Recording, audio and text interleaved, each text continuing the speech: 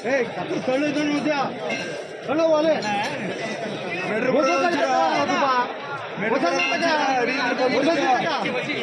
ಅಲ್ಲಿ ಅಲ್ಲಿಂದ ಅದ್ಕೋಯ್ತಾ ಬ್ರೋ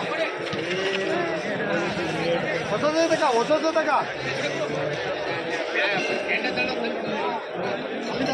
ಸ್ವಾಮಿ ಜಾತ್ರಾ ಮಹೋತ್ಸವ ಇವತ್ತಿನಿಂದ ಪ್ರಾರಂಭವಾಗಲಿದ್ದು ಅನೇಕ ಭಕ್ತ ಸಾಗರವು ಹರಿದು ಬರುವ ಒಂದು ಸಂದರ್ಭ ಅಂತ ಹೇಳಕ್ಕೆ ಇಷ್ಟಪಡ್ತಿದ್ದೀವಿ. ಶ್ರೀ ಮಲ್ಲಿಕಾರ್ಜುನ ದೇವಾಲಯದ ಜಾತ್ರಾ ಮಹೋತ್ಸವ ಸುಮಾರು ಆಧೀನ ಕಾಲದಿಂದಲೂ ಪೂರ್ವಿಕರಿಂದಲೂ ನಡೆದುಕೊಂಡು ಬರುತ್ತಿರುವಂತಹ ಒಂದು ವಿಶೇಷವಾದ ಶ್ರೀ ಕೊಪ್ಪಳಿ ಮಲ್ಲಿಕಾರ್ಜುನ ಜಾತ್ರೆಗೆ ಹಾಗೂ ಕೊಪ್ಪಳಿ ಮಲ್ಲಿಕಾರ್ಜುನ ಸನ್ನಿಧಾನಕ್ಕೆ ಪುರುಷರು ಮಾತ್ರ ಆಗಮಿಸಲಿದ್ದು ಇವತ್ತಿನ ದಿನ ಅಂದರೆ ಜಾತ್ರಾ ಮಹೋತ್ಸವದಂದು ಶ್ರೀ ಕೊಂಗಳ್ಳಿ ಮಲ್ಲಿಕಾರ್ಜುನ ಶ್ರೀ ಕ್ಷೇತ್ರವಾದ ಕೊಂಗಳ್ಳಿ ಗ್ರಾಮದಲ್ಲಿ ಮಹಿಳೆಯರು ಸಹ ಬಂದು ಆಗಮಿಸತಕ್ಕಂಥದ್ದು ವಾಡಿಕೆಯಾಗಿದೆ. ಇದರ ಬಗ್ಗೆ ಹೆಚ್ಚಿನ ಮಾಹಿತಿ ಗ್ರಾಮದ ಒಂದು ಐತಿಹಾಸಿಕ ಪ್ರಸಿದ್ಧವಾದ ಜಾತ್ರಾ ಮಹೋತ್ಸವ 3 ದಿನಗಳು ಅತ್ಯಂತ ವಿಜೃಂಭಣೆಯಿಂದ ನಡೆಯುವಂತಹ ಒಂದು ಜಾತ್ರಾ ಮಹೋತ್ಸವ. ಮೊದಲನೇ ದಿನ ಸೋಮವಾರದಂದು ಅಂದರೆ ಈ ದಿನ ಕಾಮಾಯಿನಪುರ ಗ್ರಾಮದಿಂದ ಒಂದು ದೇವರ ಒಂದು ಮಂಡೋತ್ಸವಕ್ಕೆ ಸೌದೆಯನ್ನು ತರುವಂಥದ್ದು ನಾವು ಇಂದಿನ ಪಾರಂಪರಿಕವಾಗಿ ಸಾಂಸ್ಕೃತಿಕ ಹಿನ್ನೆಲೆ ಇರ್ತಕ್ಕಂಥ ಒಂದು ಎತ್ತಿನ ಗಾಡಿಗಳ ಮೂಲಕ ನಾವು ಸೌದವನ್ನು ಕೊಂಡಕ್ಕೆ ಸೌದ ತಂದು ಇಲ್ಲಿ ಸಮರ್ಪಿಸ್ತೇವೆ. ಎಲ್ಲರೂ ಉತ್ಸವದ ಮುಖಾಂತರ ಬಂದು ಇಲ್ಲಿ ಸಮರ್ಪಿಸ್ತಾರೆ. ನಂತರ ಇವತ್ತು ಸಂಜೆ ಇನ್ನೊಂದು ಏನಪ್ಪಾ ಅಂದ್ರೆ ಈ ಒಂದು ಕೊಂಗಳಿ ಬೆಟ್ಟಕ್ಕೆ ಮಹಿಳೆಯರ ಒಂದು ಪ್ರವೇಶ ಇಲ್ಲತಕ್ಕಂಥದ್ದು ಇತಿಹಾಸ ಇಂದ ಬಂದಿರುವಂತದ್ದು.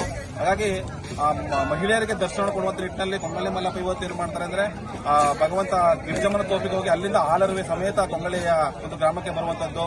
ಅಲ್ಲಿಗೆ ಒಂದು ಮಹಿಳಾ ಪರಿಶೀಲ ಬಂದು ಭಗವಂತನ ಒಂದು ಸೇವೆಯನ್ನು ಮಾಡಿ ಭಗವಂತನ ಒಂದು ಕೃಪಾ ಕಟಾಕ್ಷಕ್ಕೆ ಒಂದು ಭಾಗವಹಿಸುವಂತಹ ಒಂದು ಸನ್ನಿವೇಶವನ್ನ ಈ ಒಂದು ದಿನದಲ್ಲಿ ನೋಡಬಹುದು.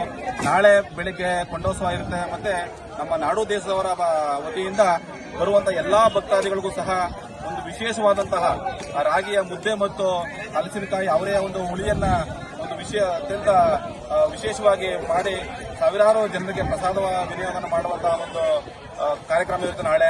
ಮತ್ತೆ ಬುಧವಾರ ನಾವು ಹೇಳ್ತಾ ಇದ್ವಿ ಮಹಿಳೆಯರಿಗೆ ಪ್ರವೇಶ ಇಲ್ಲಿ ಕೊಂಗಳಿ ಮಲ್ಲಪ್ಪನ ಸನ್ನಿಧಾನಕ್ಕೆ ಅಂತ. ಆ ದೃಷ್ಟಿಯಿಂದ ವರ್ಷಕ್ಕೆ ಒಮ್ಮೆ ಭಗವಂತ ತಮ್ಮ ಸಕಲ ಆಭರಣಗಳನ್ನ ಪೆಟ್ಟಿಗೆಯನ್ನ ಇಲ್ಲಿಂದ ಕೊಂಗಳಿ ಗ್ರಾಮಕ್ಕೆ ತೆಗೆದುಕೊಂಡು ಹೋಗಿ ಅಲ್ಲಿ ಆ ಮಹಿಳೆಯರಿಗೆ ದರ್ಶನವನ್ನು ಕೊಡುವಂತದ್ದು.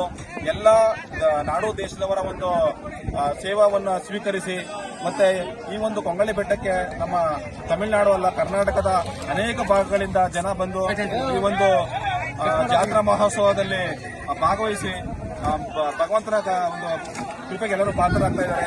ತಾವು ಸಹ ಅವಕಾಶ ಸಂದರ್ಭದಲ್ಲಿ ದೇವಸ್ಥಾನಕ್ಕೆ ಬಂದು ಇಲ್ಲಿ ವಿಶೇಷ ಏನಂದ್ರೆ ನಾವು ಯಾರೋ ಒಂದು ವಿಷಯ ಸಂಕಲ್ಪ ಮಾಡಿಕೊಂಡಾಗ ಖಂಡಿತ ಅದಕ್ಕೆ ಭಗವಂತ ಆಶೀರ್ವಾದ ಮಾಡ್ತಾನೆ ಅಂತಕ್ಕಂಥ ಒಂದು ಪ್ರತೀತಿ ನಡೆ ಬಂದಿದೆ.